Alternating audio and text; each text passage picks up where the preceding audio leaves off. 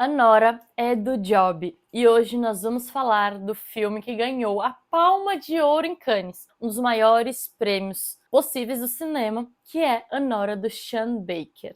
Eu assisti muitas resenhas em inglês sobre esse filme porque ele ainda não chegou no Brasil e nenhuma delas falou sobre o real tema do filme, que é a luta de classes. É louco falar isso porque todas essas resenhas foram feitas por homens norte-americanos. E isso não é algo ruim por si só. Eu realmente gostei muito de várias resenhas, mas eles focam na conexão entre Vânia e a Nora, sem nunca criticar a própria sociedade capitalista em que eles vivem. Porém, eu acho que isso é uma questão social entre o público americano e o público brasileiro. E por incrível que pareça, a gente tem uma visão muito mais realista do mundo em que vivemos e das desigualdades que existem aqui no Brasil e também lá nos Estados Unidos. Em um contexto brasileiro, eu adorei a resenha do Gustavo Girotto e provavelmente vou falar coisas parecidas com ele, mas eu ainda acho que falta algo nessas resenhas, em todas que eu vi, que só uma mulher que cresceu assistindo Cinderela poderia entender. Então, eu quero complementar o que já falaram sobre a Nora com a minha própria perspectiva sobre o que eu chamo de síndrome de Cinderela. Eu sei que existe um termo da psicanálise que fala sobre essa identidade de Cinderela, mas o que eu quero trazer aqui é um pouco diferente desse termo utilizado na psicanálise, tá bom? Vamos fazer uma pausa aqui rapidinha para eu te convidar para você seguir o meu canal. Segue lá, deixa um joinha, deixa um coraçãozinho nos comentários, isso ajuda muito. Também queria falar que eu sou escritora, sim mesmo, também dou aula de escrita criativa e eu queria mostrar meu livro para vocês que está à venda no link na descrição, As Luzes de Dois Cérebros Anárquicos. Você pode saber mais lá no link da descrição e agora vamos voltar pro vídeo. Sim, o filme Nora é para você, menina mulher, que sonha com o príncipe encantado. Sabe aquele bilionário que vai te salvar de uma vida de trabalhar para viver e viver para trabalhar, aquela coisa diária de trabalhar 10 horas por dia sem a possibilidade de descanso. E aqui a gente vê essa grande disparidade social que a gente vive enquanto seres humanos. Enquanto uns têm muito, outros não têm nada. E, sinceramente, bilionários não deveriam existir. E esse filme é a prova disso. O filme começa em um puteiro. Sim, a Nora, a personagem principal, interpretada pela maravilhosa Mike Madison, que fez Pânico 6, é do Job. Eu adoro Pânico, né? Eu ainda vou vir aqui fazer uma resenha completa sobre todos os filmes do Pânico, porque é realmente a minha série de terror preferida. E ela é do Job, sendo que sua função principal é dançar sem roupa no colo de homens patéticos na boate onde trabalha. E não sou eu que estou dizendo que os frequentadores dessa boate são patéticas. É o próprio diretor do filme, Sean Baker, que logo na cena inicial mostra esses homens bem mais velhos pagando para poder tocar em corpos jovens. Isso porque, em alguns diálogos, as meninas zombam do que esses homens disseram, e essa cena da conversa entre essas duas meninas prova que sim, eles são patéticos. E no meio de todos esses homens está Vânia, um jovem aparentemente doce, alegre e divertido que trata Nora com alguma decência. Parece uma diversão mesmo, mas pede para ela um programa e é assim que começa os conflitos da narrativa. Porque Vânia, ele é diferente de todos os outros clientes de Anora. E só isso já é motivo suficiente para a aproximação entre os dois se intensificar. A Nora já gostava de estar com ele antes de descobrir que ele era filho de um bilionário. Pensa aqui comigo, você tem 23 anos e faz programa para homens de 50, 60 anos. Você não se sentiria muito mais confortável, muito mais segura com um menino inocente de 21? Então, ele não precisava ser bilionário para que essa conexão entre eles acontecesse. Só da aproximação de idades já é motivo suficiente. Uma cena que eu acho muito interessante é logo no começo, quando ela volta da boate para sua casa de metrô, porque isso representa a vida do trabalhador das grandes cidades. Ela não era do job porque ela queria. Aquilo era um trabalho para ela. A gente vê seu profissionalismo, né, ao longo do filme, principalmente quando ela vai fazer um programa com o Vânia. Não era divertido, não era prazeroso, era trabalho. E o mais interessante é que apesar de todas as cenas de sexo, a gente não via ela sentindo prazer uma única vez sequer. E aí vem a bomba, né?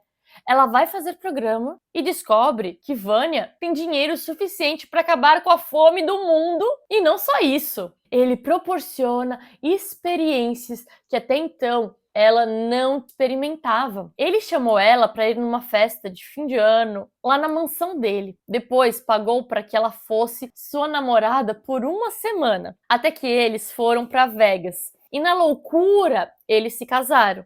Então temos dois personagens, a Nora e o Vânia, que depois dela fazer um programa com ele, eles meio que se conectam aí. E ele começa a querer mais dela na vida dele. E aí eles se tornam como se fossem namorados, porque ele paga ela, ele leva ela para viajar. E nessa viagem eles conversam e eles se casam. E o interessante é que a Nora, ela tá sempre com o pé atrás. Tipo, você vai mesmo casar comigo? Eu quero um anel, eu quero realmente um vínculo. Então ela sempre fica um pouquinho de pé atrás e ele tá lá se divertindo. O interessante é que esse filme ele é dividido em duas partes. É visível a diferença entre as duas. A primeira é esse sonho de Cinderela, onde o príncipe encantado vem salvar a jovem bonita e mostra para ela que a vida pode ser muito mais divertida, prazerosa e especial sem tanto trabalho. E ela, como uma jovem ingênua, como todos os jovens, né? Apesar da casca grossa, acredita que eles terão um final feliz. Ela acredita nesse final feliz? Ela acredita que aquilo que eles estavam vivendo era genuíno. Não porque estivesse perdidamente apaixonada por ele, não, mas porque é isso que nós mulheres esperamos desde que somos muito novas. É muito louco porque representa muito a mulher moderna. A gente procura, a gente espera um homem que vai salvar a gente. Cinderela, Branca de Neve, Bela Adormecida e outras incontáveis princesas da Disney, as recentes até que não, mas as antigas representam essa necessidade por um bom casamento. E eu posso citar outras histórias, além dessas animações, como por exemplo, o icônico Orgulho e Preconceito, da Jane Austen, e até mesmo Jane Eyre, da Charlotte Brontë. Eu gosto de falar de livros aqui. Esses livros, eles representam que a ascensão social se fazia através do casamento em uma época que essa mobilidade social só acontecia por meio do matrimônio, principalmente para as mulheres, né? A gente vê isso até hoje em novelas da Globo e filmes. Não estou dizendo que a Nora era aficionada por literatura inglesa do século XIX, não. Não estou dizendo isso. Estou dizendo que existe um paralelo e é isso que colocam na nossa cabeça. Fomos criados para estabelecer bons casamentos. Porque até a década de 60, gente, não podíamos nem ter CPF, nem conta em banco. O casamento era a única coisa que nos restava. E eu vejo muitas meninas que ainda acreditam nisso. Esse vídeo sobre a Nora é exatamente para você entender como isso se dá no século XXI. Não você que está me assistindo, né? Eu acho que o Sean Baker quis mostrar como esses contos de fadas de Cinderelas vão por água abaixo no século XXI. Em uma sociedade como a nossa, quando é tão difícil de mudar a nossa realidade financeira, às vezes a forma mais fácil e digna de conseguir viver uma vida confortável é através do casamento. Ainda hoje, a Nora não representa um tipo específico de mulher. Ela representa todas as mulheres que vivem uma vida pouco satisfatória e tem que vender a sua força de trabalho. No caso dela, sua força de trabalho é o corpo para pagar as contas. A Nora aceitou o pedido de casamento do Vânia porque foi apresentado para ela a possibilidade de ter uma vida completamente diferente daquela que ela estava acostumada. Ela não teria mais que agradar homens patéticos de 60 anos todas as noites para sobreviver. Só Vânia, né? E naquele momento, ele parecia ser super legal, gentil até, apesar de um tanto infantilizado, é um personagem extremamente infantil. Inclusive, ele foi interpretado por esse ator russo, que se chama Mark Edelstein. Estão falando que é o Timothée Chalamet russo, que trabalhou tão bem que me fez acreditar que aquele relacionamento era real. A Nora achou que estava sendo salva pelo príncipe encantado, mas é óbvio que isso não ia dar certo, porque gente rica de verdade, como Vânia, não casa com pessoas fora do seu círculo social. Não acontece, isso não acontece. O choque de realidade acontece. A Cinderela não existe, nem nunca existiu. Príncipes se casam com princesas ou alguém da nobreza, não com uma prostituta. Agora, pensando bem, a Branca de Neve, ela era uma princesa. A Bela Adormecida também era uma princesa. Até a Cinderela, ela não era nobre, mas ela era filha de um comerciante muito rico, o mais rico da região. Curioso que pesquisando sobre a história da Cinderela, eu descobri que é um conto muito, muito antigo, datado aí de 890 antes da Era Comum na China. E pesquisadores acreditam que esse tema é extremamente relacionável com todas as gerações, já que ele foi recontado várias e várias vezes. Então a história da Cinderela é muito antiga. A Cinderela, ela representa o desejo das mulheres absolutamente comuns serem descobertas como seres especiais, que vão ascender ao trono como rainha, mesmo sendo uma pessoa completamente comum. Nos anos 90, a gente teve uma linda mulher, com a Julia Roberts, que representou uma geração inteira e teve um final feliz. O que não é o caso de Anora, eu vou começar a falar coisas que podem ser consideradas spoilers, tá bom? Porque a gente não tem mais essa ingenuidade enquanto sociedade. As representações das diversas Cinderelas se tornaram extremamente cínicas, já que não existem mais seres especiais. A Nora não é especial. E é muito interessante o modo como ela age em negação durante quase toda a segunda parte do filme. Nessa segunda parte, que é uma parte extremamente divertida, é a Nora se descobrindo como uma pessoa que não é especial, como uma mulher que não é especial, como uma Cinderela que nunca será. É muito interessante. E a atriz é muito boa. Enquanto a primeira parte do filme, a Nora, é esse conto de fadas moderno da menina do Job com o herdeiro, a segunda parte se inicia como uma fuga. E eu acho muito interessante que vários canais de resenhas de filmes que eu vi falam que essa primeira parte do filme é encantadora, que parece que a vida é incrível e que existe uma diversão e que a gente consegue se conectar, e que a maioria das pessoas, principalmente homens, preferiram essa parte. Que eu acho muito curioso, né? Eu preferia a segunda parte, porque quando a gente entra na realidade, tudo fica muito maluco. Porém, é questão de gosto, né? É o modo como eu assisti o filme. E a segunda parte, ela se inicia com uma fuga. E para mim, é esse momento que o filme fica extremamente interessante. Antes o filme estava divertido, agora o filme tá bom mesmo, porque a Nora, ela luta para manter essa ilusão de Cinderela viva. Eu vou tentar não dar muito spoiler, porém, posso dizer que 3 personagens entram na história e se tornam muito importantes.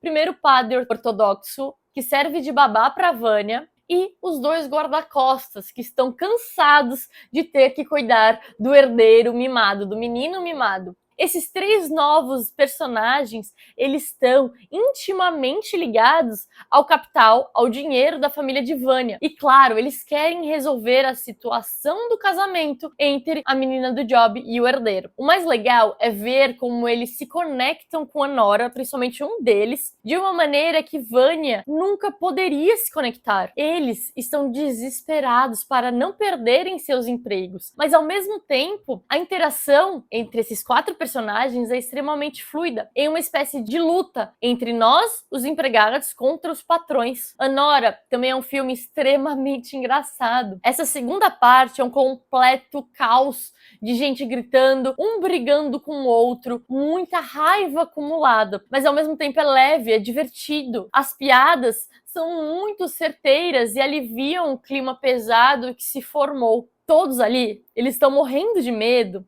de perderem seus empregos, inclusive a Nora. E é legal ver tudo que eles fazem para conseguir resolver a situação, porque eles sabem que o casamento não é genuíno. O casamento foi algo que o Vanya fez para conseguir irritar os pais, e ele conseguiu. E dentro de todas essas sutilezas, esse é um filme extremamente político. Apesar de ser muito sutil o modo como ele aborda essas questões, é um roteiro muito bem escrito. Acho que muitos youtubers americanos que fizeram resenhas sem levar isso em consideração, deixaram passar essas questões apenas porque o filme traz o impacto inicial de peitos, bundas, sexo e muito desperdício. Desperdício no qual eles estão acostumados a viver. É muito curioso que alguns filmes que eu assisti disseram que a primeira parte do filme é a melhor, sendo que tudo ali é uma ilusão, eles não percebem que é uma mentira. A segunda parte representa mesmo a vida como ela é, sem nenhuma ilusão. Existe uma quebra de ilusão. Afinal, quem nunca teve muito medo de perder um emprego? Já falei do Gustavo Girotto, né? E ele fala muito sobre essa queda do American Way of Life em seu vídeo. E eu acho que esse é um bom caminho pra gente seguir também. Além de comentar sobre o imediatismo de Vanya e o modo como o personagem é representado como um menino mimado que tem tudo o que quer na hora que quer, porque sabe que os seus pais vão consertar as suas próprias cagadas, que foi o que aconteceu. Diferente da Nora, que faz escolhas mais responsáveis, apesar de ser do job, principalmente no fim do filme. É muito louco, mesmo no fim do filme, ela ainda é responsável. Enfim, a Nora é muito divertido. E se você chegou até aqui, eu vou pedir para você deixar a sua opinião sobre o filme nos comentários. Curtir, comentar, compartilha com os amigos, deixa seu joinha e se inscreve no canal.